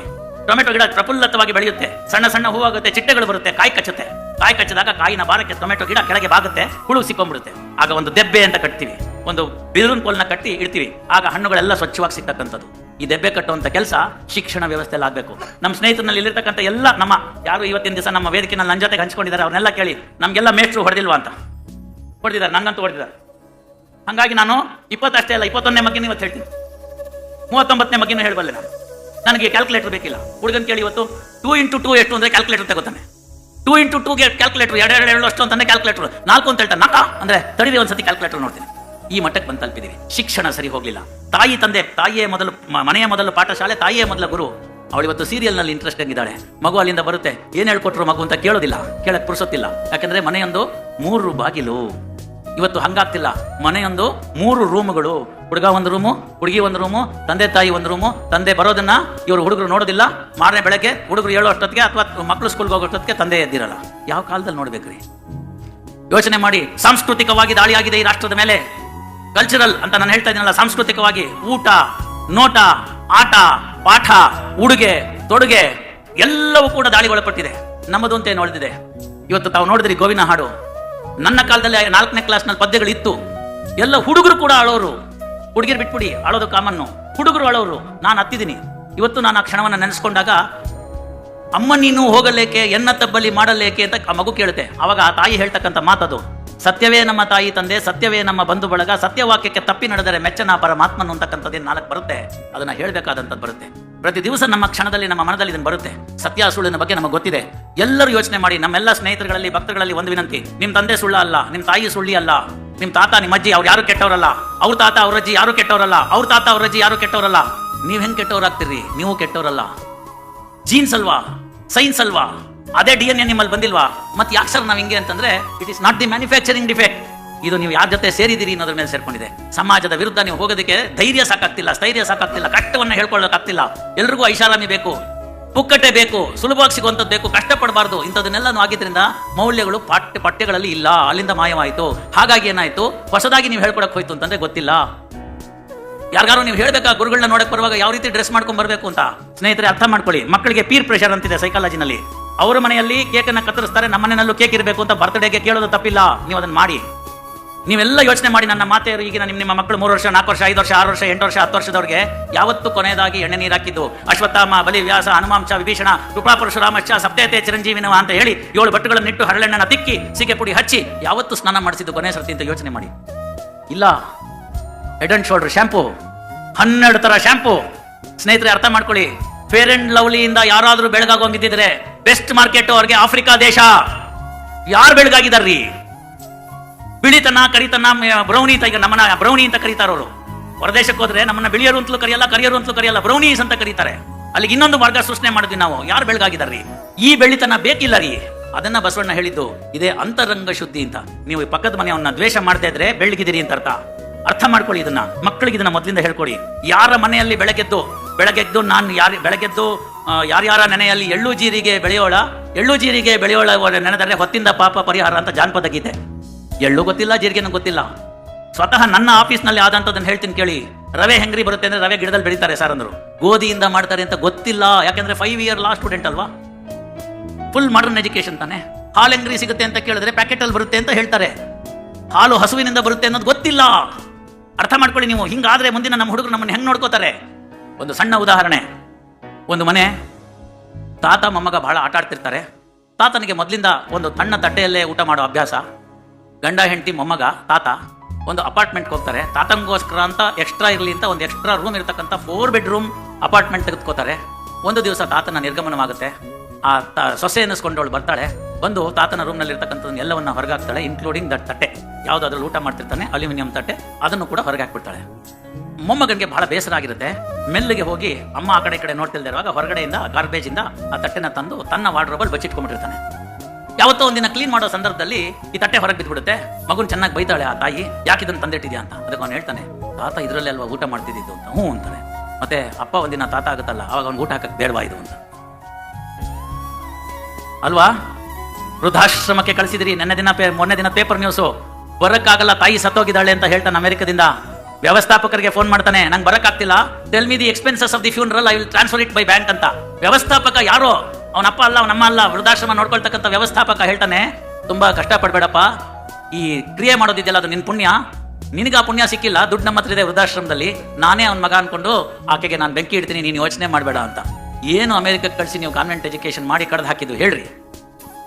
ಅಲೆಕ್ಸಾಂಡರ್ ನಿಮಗೆ ನೆನಪಾಗಬೇಕು. ಸಾಯೋ ಕಾಲಕ್ಕೆ ಒಂದು ಕೈಯಿಂದ ಆ ಕುಣಿಯಿಂದ ಒಂದು ಕೈಯನ್ನು ಹೊರಗಡೆ ಇಟ್ಟು, ಖಾಲಿ ಕೈಯನ್ನು ಇಟ್ಟು ನನ್ನನ್ನು ಸಮಾಧಿ ಮಾಡಿ ಅಂತ ಹೇಳ್ತಾನೆ. ಯಾಕೆ ಅಂತ ಕೇಳ್ತಾರೆ. ಇಡೀ ಪ್ರಪಂಚವನ್ನ ನಾನು ಗೆಲ್ಲೋದಕ್ಕೆ ಹೋಗಿ ಸಾಕಷ್ಟು ಸಕ್ಸಸ್ ಆಗಿದ್ದೀನಿ, ಇಲ್ಲಿಂದ ಹೋಗುವಾಗ ಏನು ತಗೊಂಡು ಹೋಗ್ತಾ ಇಲ್ಲ ಅಂತ ಹೇಳ್ತಾರೆ. ಈ ಸಂದರ್ಭದಲ್ಲಿ ನಿಮಗೆ ಕನಕದಾಸರು ನೆನಪಾಗಬೇಕು. ಕನಕದಾಸರು ಬರೀತಾರೆ, ಈಗಿನ ಕಾಲದ ಐಸುವಿನ ಅವಾಗ 450 ವರ್ಷದ ಕೆಳಗಡೆ ವರ್ಣಿಸಿದ್ದಾರೆ. ಸುತ್ತಲೂ ಕುಳಿತಿದ್ದ ಮಿತ್ರ ಬಾಂಧವರೆಲ್ಲ ಹೊತ್ತು ಹೋಯಿತು ಹೊರಗೆ ಹಾಕೆನವರು ಅಂತ. ಇವತ್ತು ಹೊತ್ತು ಅಂತಂದ್ರೆ ಯಾರಿಗೂ ಗೊತ್ತಿಲ್ಲ. ಹೊತ್ತು ಅಂದ್ರೆ ಪ್ರಾಣ ಅಂತ. ಹೊತ್ತು ಹೋಯಿತು ಹೊರಗೆ ಹಾಕೆನವರು, ಹಿತ್ತಲ ಕಸಕ್ಕಿಂತ ಕಡೆಯಾಯಿತಿ ದೇಹ, ಹೊತ್ತುಕೊಂಡೊಯ್ದು ಅಗ್ನಿಯಲ್ಲಿ ಬಿಸಿಡುವರು, ಯಾರು ಸಂಗಡ ಬಾಹೋರಿಲ್ಲ ಅಂತಾರೆ. ಬೆಂಗಳೂರಿನಲ್ಲಿ ನೋಡಿ ನಿಮ್ಗೆ ಗೊತ್ತಾಗುತ್ತೆ. ಅಪಾರ್ಟ್ಮೆಂಟ್ ಅಲ್ಲಿ ಆ ಗಂಟೆ ಗಾಡಿ ಅಂತ ಕಾರ್ಪೊರೇಷನ್ ಅವ್ರು ಬಂದು ಬೆಲ್ ಮಾಡಿದಾಗ ನೀವು ಗಾರ್ಬೇಜ್ ನ ಕೊಡಬೇಕು. ಅವ್ರು 2 ದಿನ ರಜಾ ಹಾಕ್ಬಿಡ್ತಾರೆ, ಮುಷ್ಕರ ಅನ್ಬಿಡ್ತಾರೆ ಅಂತ ಇಟ್ಕೊಳ್ಳಿ. ಅವತ್ತೇನಾಗುತ್ತೆ ಯೋಚನೆ ಮಾಡಿ ನೀವು. ಇವತ್ತು ಬಂದಿಲ್ಲ, ಸರಿ, ಅವ್ರು ಕೇಳ್ತಲ್ಲ ಏನ್ ಮಾಡ್ಬೇಕು ಅಂತ. ಅಲ್ಲೇ ಎಲ್ಲರೂ ಒಂದ್ ಕಡೆ ಇಡುವಂತಾರೆ. 2ನೇ ದಿನನೂ ಬರಲಿಲ್ಲ, ಇನ್ನೂ ಒಂದ್ ಕಡೆ ಹಿಂದಕ್ಕೆ ಇಡುವಂತಾರೆ. 3ನೇ ದಿನನೂ ಬರಲಿಲ್ಲ, ಯುಟಿಲಿಟಿ ಸೆಂಟ್ರಲ್ ಹಾಕಿ ಬಾಗಿಲು ಮುಚ್ಚಿಬಿಡು, ವಾಸನೆ ಬರ್ದೇ ಇರೋ ಹಂಗೆ ಅಂತ ಹೇಳ್ತಾರೆ. 3 ದಿನ ಕಸನಾರು ಇಟ್ಕೋತೀರಿ, ಹೆಣನ ಯಾರು ಇಟ್ಕೋತಾರ್ರಿ. ಹಿತ್ತಲ ಕಸಕ್ಕಿಂತ ಕಡೆಯಾಯಿತಿ ಇದೆ, ಹೊತ್ತುಕೊಂಡೊಯ್ದು ಅಗ್ನಿಯಲ್ಲಿ ಬಿಸಿಡುವರು, ಯಾರು ಸಂಗಡ ಬಾಹೋರಿಲ್ಲ ಅಂತಾರೆ. ಹಂಗಾರೆ ಏನ್ ಮಾಡ್ಬೇಕು ನಾವು? ವೆಸ್ಟರ್ನ್ ಯೂನಿಯನ್ ಮನಿ ಟ್ರಾನ್ಸ್ಫರ್ ಅಂತಕ್ಕಂಥದ್ದು ಸ್ವರ್ಗದಲ್ಲೂ ಇಲ್ಲ, ನರಕದಲ್ಲೂ ಇಲ್ಲ. ಇಲ್ಲಿಂದ ಏನು ತಗೊಂಡೋಗಕ್ಕಾಗಲ್ಲ. No amount can be taken from here. ಮತ್ತೇನ್ ತಗೊಂಡೋಗ್ಬೋದು ಅಂತ ಕೇಳಿದ್ರೆ ನೀವು ಹೇಳಿ. ಅವತ್ತಿನ ದಿವಸ ಯಮಂಗೆ ಧೈರ್ಯವಾಗಿ ಹೇಳಿ. ಏನಂತ ಹೇಳ್ಬೇಕು ಅಂತಂದ್ರೆ, ನಾನು ಒಂದು ತಗೊಂಡೋಗ್ಬೋದು ಅಂತ ಹೇಳಿ. ಏನು ಅಂತ ಕೇಳ್ತಾನೆ ಯಮಧರ್ಮ. ಆಗ ನೀವು ಹೇಳಿ, ಸಿರಿಗೆರೆ ಹುಣ್ಣಿಮೆಗೆ ಬಂದಿದ್ದೆ, ಗುರುಗಳ ಸಂಗತದಲ್ಲಿದ್ದೆ, ಅಷ್ಟೋ ಇಷ್ಟೋ ಪುಣ್ಯದ ಕಾರ್ಯ ಮಾಡಿದ್ದೀನಿ, ನಂಗೂ 4 ಕಣಿ ಪುಣ್ಯ ಬಂದಿದೆ, ಅದು ಅಲ್ಲಿ ಅಕೌಂಟ್ ಅಲ್ಲಿ ಇದೆ, ಅದನ್ನ ತಗೊಳ್ಳಯ್ಯ ಅಂತ ಅರ್ಥ ಆಗ್ಬೇಕಲ್ವಾ. ಏನನ್ನು ತಗೊಂಡೋಗಿದ್ದೀವಿ ನಾವು, ಇಲ್ಲಿಂದ ಏನು ತಗೊಂಡೋಗಲ್ಲ. ಹಂಗಾದ್ಮೇಲೆ ಯಾಕೆ ಅಂತಹ ಆ ದುರಾಸೆ, ಯಾಕೆ ಆ ದುರಾಸೆ ಬಿಟ್ಬಿಡ್ಬೇಕು ಅಂತ. ನಮ್ಮೆಲ್ಲರ ನಡುವೆ ಇದ್ದಂತಹ ಸೂಫಿ ಸಂತರಾಗಿರ್ತಕ್ಕಂಥ, ಮುಸಲ್ಮಾನರ ಋಷಿಯಾಗಿರ್ತಕ್ಕಂಥ ಯಾರು ಇಬ್ರಾಹಿಂ ಸುತಾರ ಕಣ್ಮುಂದೆ ಬರಬೇಕು. ಏನ್ ಹೇಳಿದ್ರು ಅವರು? ಗುರುವಿನ ಕರುಣೆಯು ಆಗಬೇಕಾದರೆ ಗರ್ವವ ಬಿಡಬೇಕು ಅಂತ ಒಂದು ಹಾಡು. ಅದ್ರಲ್ಲಿ ಹೇಳ್ತಾರೆ, ಪರಸ್ತ್ರೀಯನ್ನು ಪಾರ್ವತಿಯನ್ನ ಬೇಕು ಅಂತ. ಹೆಣ್ಣು ಮಕ್ಕಳಿಗೆ ನಾವು ಸಮಾಜದಲ್ಲಿ ಗೌರವ ಕೊಡಬೇಕು ಅಂತ. ಬಸವಣ್ಣವ್ರು ಇದೇ ಮಾತು ಹೇಳ್ತಾರೆ, ಹರಿವ ಹಾವಿಗೆ ಅಂಜೆ, ಉರಿವ ನಾಲಿಗೆ ಗಂಜೆ. ಈ ಉರಿವ ನಾಲಿಗೆ ಗಂಜೆ ಇವತ್ತಿನ ದಿನದಲ್ಲಿ 2 ತರ ಅರ್ಥ. ವಿಶೇಷವಾಗಿ ಈಗಿನ ಕಾಲದಲ್ಲಿ, especially when yellow journalism has taken the over lead over the regular journalism ಅಂತ. ನನ್ನ ಮಾಧ್ಯಮ ಮಿತ್ರರು ನನ್ನ ಕ್ಷಮಿಸಬೇಕು, ನಾನೇನಾದ್ರು ನಿಮ್ಗೆ ಬೇಜಾರಾಗೋಂಗೆ ಹೇಳಿದ್ರೆ ನಾಳೆ ಬೆಳಗ್ಗೆ ಅದನ್ನೇ ಹೈಲೈಟ್ ಮಾಡಬೇಡಿ. ಒಂದು ರಿಕ್ವೆಸ್ಟ್ ಅಷ್ಟೇನೆ. ಯಾವುದು ನಾಲಿಗೆ ಅಂತಂದ್ರೆ, ಒಂದು ಬೆಂಕಿಯ ಕೆನ್ನಾಲಿಗೆ, ಇನ್ನೊಂದು ಒಬ್ಬ ಮನುಷ್ಯನ ಹೀನಾಮಾನ ಮಾಡ್ತಕ್ಕಂಥದ್ದು. ಆ ಹೀನಾಮಾನ ಮಾಡ್ತಕ್ಕಂಥದ್ರಿಂದ ಕೇರಳದಲ್ಲಿ ಒಬ್ಬ ವ್ಯಕ್ತಿ ಬರೇ ಒಂದು ವಾಟ್ಸಪ್ ಮೆಸೇಜ್ ನ ವೈರಲ್ ಆಗಿದ್ರಿಂದ ನೇಣು ಹಾಕೊಂಡು ಸತ್ತೋದ. ಯಾರನ್ನು ವಾಪಸ್ ಕಳಿಸ್ತೀರಿ ಇವತ್ತು? ನಿನ್ನೆ ದಿವಸ ಇನ್ನೊಂದು ತಾವು ನೋಡಿದಿರಿ, ಹಣಕಾಸು ಇಲಾಖೆನವರು ಇನ್ಕಮ್ ಟ್ಯಾಕ್ಸ್ನವ್ರು ಮಾಡಿದ್ದಕ್ಕೆ ಒಬ್ಬ ವ್ಯಕ್ತಿ ಜೀವನ ಹೊರಟೋಯ್ತು. ಎಲ್ಲದಕ್ಕಿಂತ ಹೆಚ್ಚಾಗಿ ಹೆಣ್ಣು ಮಕ್ಕಳನ್ನ ಅದನ್ನ ಪ್ರಸ್ತಾಪ ಮಾಡಿದ್ರು ಗುರುಗಳು. ಕಾನೂನು ಮಂತ್ರಿಗಳಿದ್ದಾರೆ, ಅವರು ಅದ್ರ ಬಗ್ಗೆ ಕೆಲಸ ಮಾಡ್ತಿದ್ದಾರೆ, ನನಗೆ ಗೊತ್ತಿದೆ. ಇನ್ಫಾರ್ಮೇಶನ್ ಟೆಕ್ನಾಲಜಿ ಆಕ್ಟ್ ನ ಬಲಪಡಿಸ್ತಕ್ಕಂಥ ಕೆಲಸವನ್ನ ಮಾಡ್ತಾ ಇದ್ದಾರೆ. ಹೆಣ್ಣು ಮಕ್ಕಳದು ತಪ್ಪಿದೆ. ಕಲ್ಲೇ ಕನ್ನಡಿಗೆ ತಾಕ್ಲಿ, ಕನ್ನಡಿಯೇ ಕನ್ನಡಿಗೆ ತಾಕ್ಲಿ, ಓಡಿಯೋದು ಕನ್ನಡಿ, ಅರ್ಥ ಮಾಡ್ಕೊಳ್ಳಿ. ತಂದೆ ತಾಯಿಗಳ ಮಾತನ್ನ ಮೀರಿ ಕಾಲೇಜಿಗೆ ಹೋಗ್ತಕ್ಕಂಥದ್ದು ಓದೋದಕ್ಕೆ, ಅಲ್ಲಿ ಸುಡ್ಗಾಡ್ ಗರ್ಲ್ ಫ್ರೆಂಡು ಬಾಯ್ ಫ್ರೆಂಡು ಅನ್ನೋದಕ್ಕೆ ಬಿದ್ಬಿಟ್ಟು ಮಾಡ್ಕೊಂಡು ಇಡೀ ಜೀವನವನ್ನ ಹಾಳು ಮಾಡ್ಕೋತಿದ್ರಲ್ಲ, ಯಾರು ಜವಾಬ್ದಾರಿ? ಪುತ್ರ ಶೋಕಂ ನಿರಂತರಂ ಅಂತ. ಇಲ್ಲಿ ನೀವೇನೋ ಮಾಡ್ಕೊಂಡ್ಬಿಡ್ತೀರಿ, ನಿಮ್ಮ ಫ್ರೆಂಡ್ ನ ಕರ್ಕೊಂಡ್ ಪೋಕ್ಸೋ ಆಕ್ಟ್ ಅಲ್ಲಿ ಆಗ್ತಾರೆ, 20 ವರ್ಷ ಶಿಕ್ಷೆ ಇದೆ, ನಿಮಗೆ 4 ಮಕ್ಕಳಾಗಿರ್ತಾವೆ, ನೀನು ಜೈಲಲ್ಲೇ ಇರ್ತಾನೆ. ಇದನ್ನ ನೋಡಿ ಸುಪ್ರೀಂ ಕೋರ್ಟ್ ಅವರು ಹೇಳಿದ್ರು, ಸ್ವಲ್ಪ ರೋಮಿಯೋ ಜೂಲಿಯಟ್ ಕ್ಲಾಸ್ನು ಸೇರಿಸಿ ಅದರಲ್ಲಿ. ಇಂಥ ಎಲ್ಲ ವಿಚಾರಗಳನ್ನ ಇಂತಹ ಸಿರಿಗೆರೆ ಹುಣ್ಣಿಮೆ ಅಂತದ್ರಲ್ಲಿ ಆಗ್ಬೇಕು. ಯಾವತ್ತು ಹೆಣ್ಣು ಮಕ್ಕಳನ್ನ ನಾವು ಗೌರವದಿಂದ ನೋಡ್ತೀವಿ, ಆಮೇಲೆ ಹೇಳ್ತಾರೆ ಅವರು, ಉರಿವ ನಾಲಿಗೆ ಗಂಜೆ ಕತ್ತಿಯ ಮೊನೆ ಗಂಜೆ ಒಂದಕ್ಕಂಜೆ ಒಂದಕ್ಕಳುಕುವೆ ಅಂತ ಬಸವಣ್ಣವರು. ಯಾವುದಕ್ಕೆ ಅಂತಂದ್ರೆ ಪರಸ್ತ್ರೀಗೆ ಪರಧನಕ್ಕೆ ಅಂತ. ಇವತ್ತು ಇವೆರಡನ್ನು ತೆಗೆದಾಕ್ಬಿಡಿ ನೋಡ್ರಿ. ನಾನು ಪರಸ್ತ್ರೀನ ತಾಯಿ ಅಂತ ನೋಡ್ತೀನಿ ಅಂತ ಹೇಳಿ, ಪರಧನವನ್ನ ನನ್ನದಲ್ಲ ಅಂತ ನೋಡ್ತೀನಿ ಅಂತ ಹೇಳಿ, ಎಲ್ಲ ಅರ್ಧ IPC ಅಫೆನ್ಸ್ ತೆಗೆದಾಕ್ಬಿಡ್ಬೋದು. ನ್ಯಾಯಾಂಗದ ಹೊರೆ ತನ್ನಿಂದ ತಾನೇ ಕಡಿಮೆ ಆಗೋಗ್ಬಿಡುತ್ತೆ. ಇದನ್ನ ಮಾಡ್ತಾ ಇರ್ತಕ್ಕಂಥದ್ದು ಒಂದು ದೊಡ್ಡ ಕೆಲಸ. ಈಗ ಇವತ್ತಿನ ದಿನಮಾನದಲ್ಲಿ ಮಧ್ಯಸ್ಥಿಕೆ ಅಂತಕ್ಕಂಥದ್ದು 2.0 ಅನ್ನೋ ಒಂದು ಕಾರ್ಯಕ್ರಮವನ್ನ ಸನ್ಮಾನ್ಯ ಸರ್ವೋಚ್ಚ ನ್ಯಾಯಾಲಯದಲ್ಲಿರ್ತಕ್ಕಂಥ ಹಿರಿಯ ನ್ಯಾಯಾಧೀಶರಾಗಿರ್ತಕ್ಕಂತಹ ಜಸ್ಟಿಸ್ ವಿಕ್ರಮ್ನಾಥ್ ಅವರು ಈಗಾಗಲೇ ಜಾರಿಗೊಳಿಸಿದ್ದಾರೆ. ಧಾರವಾಡದ ಹಲವು ಪ್ರಕರಣಗಳನ್ನು ನಾವು ಮಧ್ಯಸ್ಥಿಕೆಗೆ ಕಳಿಸ್ತಾ ಇದ್ದೀವಿ. ಅಂಥದ್ರಲ್ಲಿ ಈ ಸಿರಿಗೆರೆ ಮಠದವರು ನ್ಯಾಯವನ್ನು ನಡೆಸಿ ಮಾಡಿರ್ತಕ್ಕಂಥದ್ದು ಕಾರ್ಯ ಶ್ಲಾಘನೀಯ. ವಿನ್ ವಿನ್ ಸಿಚುಯೇಷನ್ ಅಂತ, ಯಾರಿಗೂ ಅನ್ಯಾಯ ಆಗದಲ್ಲೇ ಇಬ್ಬರಿಗೂ ಸಮಾನಾಂತರವಾಗಿ ಕೊಡ್ತಕ್ಕಂಥ ನ್ಯಾಯವನ್ನ ದಾನ ಮಾಡ್ತಕ್ಕಂಥ ಪ್ರಕ್ರಿಯೆ ಇಲ್ಲಿ ಜಾರಿಯಲ್ಲಿದೆ, ಬಹಳ ವರ್ಷಗಳಿಂದಿದೆ. ಅದಕ್ಕೆ ಅನುಕೂಲಕರವಾಗಿರ್ತಕ್ಕಂಥ ವಾತಾವರಣ ಹೇಳಿದ್ದಾರೆ. ಸ್ನೇಹಿತರೆ, ಅರ್ಥ ಮಾಡ್ಕೊಳ್ಳಿ. ಅದೇ ಕನಕದಾಸರು ಹೇಳ್ತಾರೆ, ಹಾಗಾದ್ರೆ ಏನ್ ಮಾಡ್ಬೇಕಾ ನೀನು ಹೋಗ್ಬೇಕಾದ್ರೆ ಅಂದ್ರೆ, ಹರಣ ಹಿಂಗುವ ಮುನ್ನ ಹರಿಯ ಸ್ಮರಣೆ ಮಾಡಿ ಪರಗತಿಗೆ ಸಾಧನವ ಮಾಡಿಕೊಳ್ಳು ಅಂತ ಹೇಳ್ತಾರೆ.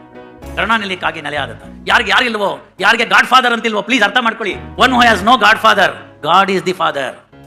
ಅದನ್ನು ಕನಕದಾಸರು ಹೇಳಿದ್ದು ನಮ್ಗೆ. ಏನ್ ಹೇಳ್ತಾರೆ? ತಲ್ಲಣಿಸದಿರು ಕಂಡ್ಯ ತಾಳು ಮನ್ನವೇ ಅಂತ. ಬೆಟ್ಟದ ತುದಿಯಲ್ಲಿ ಪುಟ್ಟಿದ ವೃಕ್ಷಕ್ಕೆ ಕಟ್ಟೆಯನ್ನು ಕಟ್ಟಿ ನೀರೆರೆದವರು ಯಾರು ಅಂತ. ಹೋಗುವಾಗ ರಾಣೆಬೆನ್ನೂರಿಂದ ನೋಡ್ರಿ, ಆ ಗುಡ್ಡದ ಮೇಲೆ ಒಂದು ಗಿಡ ಇದೆ, ಬೇರೆ ಅಷ್ಟೊಂದ ಕೆಳಗ್ ತನಕ ಇದೆ, ಮೇಲೆ ಅಷ್ಟೇ ಉದ್ದ ಗಿಡ ಇದೆ. ನಿಮ್ಮ ಮನೆಗೆ ಎಲ್ಲ ತಗೊಂಬಂದಾಕ್ರಿ, ಕೋಕೋ ಪಿಟ್ ತಗೊಂಬಂದಾಕಿ, ಎಲ್ಲ ತಗೊಂಬಂದಾಕಿ, ಒಂದ್ ಗಿಡ ನಿಮ್ಮ ಮನೆಯಲ್ಲಿ ಬರೋಂಗಿಲ್ಲ. ಅದಕ್ಕೆ ಯಾರು ಹಾಕಿದ್ರು? ಬೆಟ್ಟದ ತುದಿಯಲ್ಲಿ ಪುಟ್ಟಿದ ವೃಕ್ಷಕ್ಕೆ ಕಟ್ಟೆಯನ್ನು ಕಟ್ಟಿ ನೀರೆರೆದವರು ಯಾರು? ಹುಟ್ಟಿಸಿದ ಸ್ವಾಮಿತ ಹೊಣೆಗಾರನಾದ ಮೇಲೆ ಗಟ್ಟಿಯಾಗಿ ರಕ್ಷಿಪನು, ಇದಕ್ಕೆ ಸಂಶಯ ಬೇಡ. ತಲ್ಲಣಿಸದಿರು ಕಂಡ್ಯ ತಾಳು ಮನ್ನವೇ ಅಂತ. ಕಲ್ಲಿನಲ್ಲಿ ಕೂಗುವ ಕಪ್ಪೆಗೆ ಅಲ್ಲೇ ಆಹಾರವನ್ನು ನಿರ್ಮಿಸಿದವರು ಯಾರು? ಬಲಿದನು ಕಾಗಿ ನೆಲೆ ಯಾದಿಕೇಶವರಾಯ, ಎಲ್ಲರನ್ನು ಸಲಹುವನು, ಇದಕ್ಕೆ ಸಂಶಯ ಬೇಡ ಅಂತ. ಅಕ್ಕ ಮಹಾದೇವಿ ಹೇಳ್ತಾರೆ, ಚೆನ್ನ ಮಲ್ಲಿಕಾರ್ಜುನನ್ನ ಬಿಟ್ರೆ ನನ್ಗಿನ್ಯಾರು ಕಾಣ್ತಿಲ್ಲ ಅಂತ. ಜೇಡರು ದಾಸಿಮಯ್ಯ ಹೇಳ್ತಾರೆ, ಇಳೆ ನಿನ್ನ ದಾನ ಇಡೀ ಭೂಮಿ, ಎಲ್ರಿಗೂ ಗೊತ್ತಾಗ್ಬೇಕಿದು. ಈ ಭೂಮಿಯನ್ನ ಕೊಟ್ಟಿದ್ದು ಭಗವಂತನ ದಾನ, ಅದು ಮಳೆ ನಿನ್ನ ದಾನ. ಹೆಚ್ಚು ಕಡಿಮೆ ಆಗಿ ನಮ್ಗೆ ಜನವರಿನಲ್ಲೂ 2 ಮಳೆ ಬಂದ್ಬಿಡ್ತೀವಿ. ಸರಿ, ಪುಣ್ಯಕ್ಕೆ ಮಾವಿನೂ ಉದ್ರಿಲ್ಲ, ಇಲ್ಲಾಂದ್ರೆ ಅದು ಹಾಳಾಗೋಗ್ಬಿಡೋದು. ಇಳೆ ನಿನ್ನ ದಾನ, ಮಳೆ ನಿನ್ನ ದಾನ. ಆ ಮುಂಗಾರು ಮಾರುತವನ್ನ ಕರ್ಕೊಂಡ್ ಬರ್ಬೇಕಲ್ಲ, ಮೆಟ್ರೋಲಾಜಿಕಲ್ ಡಿಪಾರ್ಟ್ಮೆಂಟ್ ಅವರು ಸಾವಿರಾರು ರೂಪಾಯಿ, ಲಕ್ಷಾಂತರ ರೂಪಾಯಿ ಖರ್ಚು ಮಾಡಿ ಮೇಲಿಂದ ಉಪಗ್ರಹದಿಂದ ನೋಡ್ತಾ ಇದಾರಲ್ಲ ಗಾಳಿ ಯಾವ ಕಡೆಗೆ ಹೋಗ್ತಾ ಇದೆ ಅಂತ. ಅದ ಎಲ್ಲಿನೋ ಎಫೆಕ್ಟೋ, ಇನ್ನೊಂದು ಎಫೆಕ್ಟೋ, ಅದರಿಂದ ಮುಂಗಾರು ಡಿಲೇ ಆಗುತ್ತೋ, ಜಾಸ್ತಿ ಬಂದ್ಬಿಡುತ್ತೋ, ಅರ್ಲಿ ಬರುತ್ತೋ, ಎಲ್ಲ ಚಿಂತೆ ಮಾಡ್ತಿರ್ತೀವಲ್ಲ. ಅದೆಲ್ಲ ಯಾವ ಉಪಗ್ರಹ ಎಲ್ಲಿನೋ ಎಫೆಕ್ಟ್ ಇಲ್ದಿರೋ ಕಾಲದಲ್ಲಿ ಭಗವಂತ ಕಾಲ ಕೊಡ್ತಿರ್ಲಿಲ್ವ ಮಳೆನ? ಬೀಸೋ ಸುಳಿ ಗಾಳಿಯು ನಿನ್ನ ದಾನವಯ್ಯ, ನಿನ್ನ ದಾನವನ್ನುಂಡು ಅನ್ಯರನ್ನು ಪೊಗಳುವ ಕುನ್ನಿಗಳೇ ನಾ ಬಿಡೆ ರಾಮನಾಥ ಅಂತ ಜೇಡ್ರ ದಾಸಿಮಯ್ಯ. ಯಾಕೆ ಇದನ್ನೆಲ್ಲ ಹೇಳ್ತಾ ಇದ್ದೀನಿ ಅಂತಂದ್ರೆ, ನಾನ್ ಮಾಡ್ದೆ ಅನ್ನೋ ಒಂದು ಹುಚ್ಚಿರುತ್ತಲ್ಲ, ಅದನ್ನ ಬಿಟ್ಬಿಡ್ಬೇಕು. ಎಲ್ಲರೂ ನಮ್ಮವರು, ಇವ ನಾರವ ಅನ್ನದಿರಯ್ಯ, ಇವ ನಮ್ಮವ ಅಂತಂದ್ರೆ ವಿಶ್ವ ಭ್ರಾತೃತ್ವದ ಸಂಕೇತ ಬರುತ್ತೆ. ವಿವೇಕಾನಂದರು ಅದನ್ನ ಅಮೆರಿಕದಲ್ಲಿ ಹೇಳಿದ್ರು. ಸಿಸ್ಟರ್ಸ್ ಅಂಡ್ ಬ್ರದರ್ಸ್ ಅಂತ ಕರೆದಾಗ 2 ನಿಮಿಷಗಳ ಕಾಲ ನಿಲ್ತು ತರತಾಡನ ಮಾಡಿದರು. ಯಾಕೆ ಅಂತಂದ್ರೆ, ನಮಗಿಲ್ಲಿ ಎಲ್ಲರನ್ನು ಬಾರೆ ತಂಗಿ ಅಂತೀವಿ, ಅಲ್ಲಿ ತಂಗಿನೂ ಇಲ್ಲ, ಅಣ್ಣನೂ ಇಲ್ಲ, ಅನಾಥ ಪ್ರಜ್ಞೆ ಕಾಡೋಗಿತ್ತು. ಯಾರೇ ಹಸ್ಕೊಂಡಿದ್ರು ಪ್ರೀತಿಗಾಗಿ, ಅವರಿಗೆ ಪ್ರೀತಿಯನ್ನ ಕೊಟ್ಟಂತ ದೇಶ ನಮ್ಮ ದೇಶ, ನಮ್ಮ ವಿವೇಕಾನಂದರು. ಇಲ್ಲಿ ನಮ್ಗೆ ಕೊಡ ಹುಟ್ಟಿದ ಅಣ್ಣನಿಗೆ ಅಷ್ಟೋ ಇಷ್ಟು ಅಂಗ್ಲ ಜಾಗಕ್ಕಾಗಿ ಗಲಾಟೆ ಮಾಡ್ಕೊಂಡು ಮರ್ಡರ್ಗಳು ಮಾಡ್ತಾ ಇದೀವಿ. ಆದ್ರೆ ಅತಿ ಆದರೆ ಅಮೃತವೂ ವಿಷ ಅಂತ. ಇಲ್ಲಿ ಪ್ರೀತಿನೂ ಜಾಸ್ತಿ, ದ್ವೇಷನೂ ಜಾಸ್ತಿ, ಎರಡನ್ನೂ ಸಮಾನ ಮಾಡ್ಕೊಳ್ಳಿ. ಇಂತಹ ಒಂದು ಸಮಾರಂಭಗಳು, ಇಂತಹ ಪೂರ್ಣಿಮೆ ದಿವಸ ಪೂರ್ಣಚಂದ್ರನ ದಿವ್ಯ ದರ್ಶನ ಯಾವ ರೀತಿ ಆಗಿದೆ, ಅದೇ ರೀತಿ ನಿಮಗೂ ಕೂಡ ಎಲ್ಲವೂ ಸಿಗಬೇಕು. ಒಂದು ವಿಚಾರವನ್ನ ನಿಮ್ಮ ಮುಂದೆ ಹೇಳಿ, ಒಂದು ಸ್ವಲ್ಪ ಒಂಥರ ಎಲ್ಲ ಸೀರಿಯಸ್ ಆಗ್ಬಿಡ್ತು, ನೀವೆಲ್ಲ ಮನಸ್ಸನ್ನು ಬೇಜಾರು ಮಾಡ್ಕೋಬಾರ್ದು ಅಂತ ಹೇಳ್ತೀನಿ. ಒಬ್ಬ ವ್ಯಕ್ತಿ ಸ್ವಲ್ಪ ಕುಂಟ್ಕೋತಾ ಹೋಗ್ತಿರ್ತಾನೆ. ಅಲ್ಲಿ 3 ಜನ ವೈದ್ಯರು ಇರ್ತಾರೆ, ದೂರದಿಂದನೇ ನೋಡ್ತಾರೆ, ಎಲ್ಲ MD ಅದು ಇದು ಎಲ್ಲ ಮಾಡಿರೋರು. ಒಬ್ಬನು ಹೇಳ್ತಾನೆ, ಅವನಿಗೆ ಮೋಸ್ಟ್ಲಿ ಆಂಕಲ್ ನಲ್ಲಿ ಪ್ರಾಬ್ಲಮ್ ಆಗಿರಬೇಕು, there may be hair line fracture ಅಂತ. ಇಮಿಡಿಯೇಟ್ಲಿ ಇನ್ನೊಬ್ಬ ಡಾಕ್ಟರ್ ಹೇಳ್ತಾನೆ, no it's a nervous disability, ನರ ಎಳೆದ್ಬಿಟ್ಟಿದೆ, ಅದಕ್ಕೆ ಕಾಲ್ ಕುಂಟ್ಕೊಂಡು ಹೋಗ್ತಾ ಇದ್ದೇನೆ ಅಂತ. ಮತ್ತೊಬ್ಬ ಡಾಕ್ಟರ್ ಹೇಳ್ತಾನೆ, ನೀವಿಬ್ರು ತಪ್ಪು, ನಾನು ಅಮೆರಿಕದಲ್ಲಿ ಓದಿದ್ದೀನಿ, ಅವ್ನಿಗೆ ಅವೇರ್ಡು ಆಗಿಲ್ಲ, ಕಾಲ್ನಲ್ಲಿ ಹುಟ್ಟಾನೇ ಪ್ರಾಬ್ಲಮ್ ಇದೆ, ಅದಕ್ಕೆ ಎಳೆದು ಕಾಲ್ ಆಗ್ತಾ ಇದ್ದೇನೆ. ಸರಿ, 3 ಜನ ಹೋಗ್ಬಿಟ್ಟು ಅವನ್ನೆಲ್ಲ ಟೆಸ್ಟ್ ಮಾಡೋಣ ಅಂತ ಕೇಳ್ತಾರೆ. ಏನಾಗಿದೆಯಪ್ಪ ಅಂತ. ಏನಿಲ್ಲ ಚಪ್ಪಲಿ ಉಂಗುಷ್ಟ ಕಿತ್ತೋಗಿದೆ, ಅದಕ್ಕೋಸ್ಕರ ಹಿಂಗೆ ಎಳ್ಕೊಂಡು ಹೋಗ್ತಾ ಇದ್ದೀನಿ ಅಂತಾನೆ. ನಮ್ಮಲ್ಲಿರ್ತಕ್ಕಂಥ ಹಲವು ಪ್ರಕರಣಗಳು ಉಂಗುಷ್ಟ ಕಿತ್ತೋಗಿರೋದು. ನೀವು ಅದನ್ನ ದೊಡ್ಡದು ಮಾಡ್ಬಿಟ್ಟು ಹಾಳು ಮಾಡ್ಕೋಬೇಡಿ. ನಿಮ್ ಸಮಯ, ದುಡ್ಡು, ಸರ್ಕಾರ ಎಲ್ಲ ಹಾಳಾಗೋಗುತ್ತೆ. ಕೇಳ್ಬೋದು ನಿಮ್ಗೆ, ಇದೆಲ್ಲ ತೆಗೆದ್ಬಿಟ್ರೆ ನಾಳೆ ಬೆಳಗ್ಗೆ ನೀವು ಅನ್ಎಂಪ್ಲಾಯ್ಡ್ ಅಲ್ವಾ ಸರ್ ಅಂತ. ಆಗ್ಲಿ, ನಾನು ಅನ್ಎಂಪ್ಲಾಯ್ಡ್ ಆದ್ರೂ ಪರವಾಗಿಲ್ಲ, ನಿಮ್ಮ ಕಷ್ಟ ನಷ್ಟಗಳೆಲ್ಲ ನೆರವೇರ್ಬಿಟ್ಟು ಸರ್ವರಿಗೂ ಸುಖಪಾಲು ಸಮಪಾಲು ಸುಖಪಾಲು ಇತ್ತು ಅಂತಂದ್ರೆ ನಾನು ಅನ್ಎಂಪ್ಲಾಯ್ಡ್ ಆದ್ರೂ ಪರವಾಗಿಲ್ಲ ಅಂತ ಹೇಳ್ತಾ ಇಷ್ಟು ಅವಕಾಶವನ್ನು ಕೊಟ್ಟು ಶಾಂತ ರೀತಿಯಿಂದ ನನಗೆ ಮಾತಾಡೋಕೆ ಅವಕಾಶ ಮಾಡಿದಂತ ತಮ್ಮೆಲ್ಲರಿಗೂ, ಗುರುಗಳಿಗೂ ನನ್ನ ಶಿರಸಾಷ್ಟಾಂಗ ನಮನಗಳನ್ನು ಸಲ್ಲಿಸಿ, ಇನ್ನು ಮಾತಾಡ್ಲಿಕ್ಕಿತ್ತು, ನನಗೆ ಹೋಗ್ಲಿಕ್ಕೂ ಇದೆ ಕರ್ತವ್ಯದ ನಿಷ್ಠೆ. ಹಾಗಾಗಿ ಇಲ್ಲಿಗೆ ಮಾತನ್ನು ಮುಗಿಸ್ತಾ ಇದ್ದೀನಿ. ಎಲ್ಲರಿಗೂ ಧನ್ಯವಾದಗಳು.